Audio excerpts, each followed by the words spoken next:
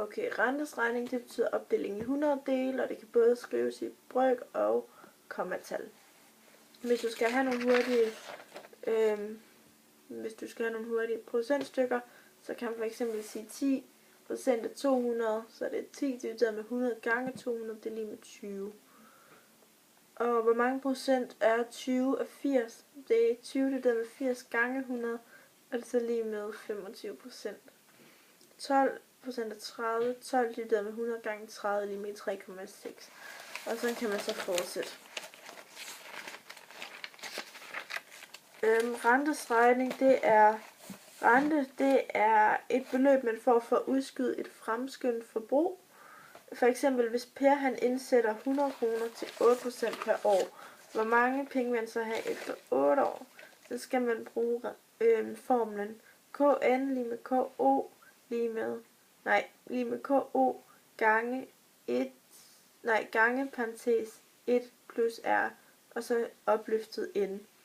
Og i det her tilfælde, altså, så er det 100 gange parentes 1 plus 0,08 parentes 7. Og så giver det altså 171,38 kroner, som man så kan hæve efter 7 år. Jeg aner ikke, hvorfor han sætter fucking 100 kroner ind, men det gør han altså. Og man kan anvende renteformlen til, hvis man skal spare eller låne penge, eller steder, hvor man bare generelt bruger rentesregning. Og så indekstal.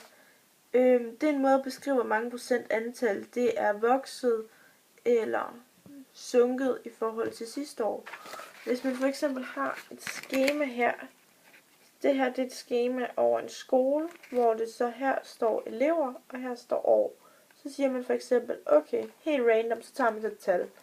Det kan være alle de her år. Så siger man så, okay, 2009, det skal jo et basisår.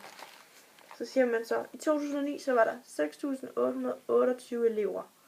Så dividerer man det med 6.828 igen, ganger med 100, og så får man 100. Så er det ens indekstal. Så i 2011, så vil jeg gerne se, hvor meget tallet er steget i 2011. Og så er det meget nemmere at have et indekstal, i stedet for et helt masse kæmpe store beløb. Så siger jeg altså, i 2011 var der 8.962 elever. Så dividerer det med 2009's antal elever, for det er indekstallet. Så siger jeg altså 6.828 elever. Ganger det med 100, og så får jeg 131,25. Jeg er virkelig glad for, at jeg lærte den metode, fordi det er bare så meget nemmere at sammenligne ting. Det hele det bliver meget mere overskueligt. Og formlen for det er altså bare, hvor man siger, altså, hvad siger man? Antal, for eksempel man tager antal i 2011 for eleverne, for det man gerne lige vil finde ud af. Så tager man selvfølgelig sit antal i basisår, og så ganger man det med indeks i basisår, som er 100. Det er det vist altid. Jeg tror ikke, der var mere.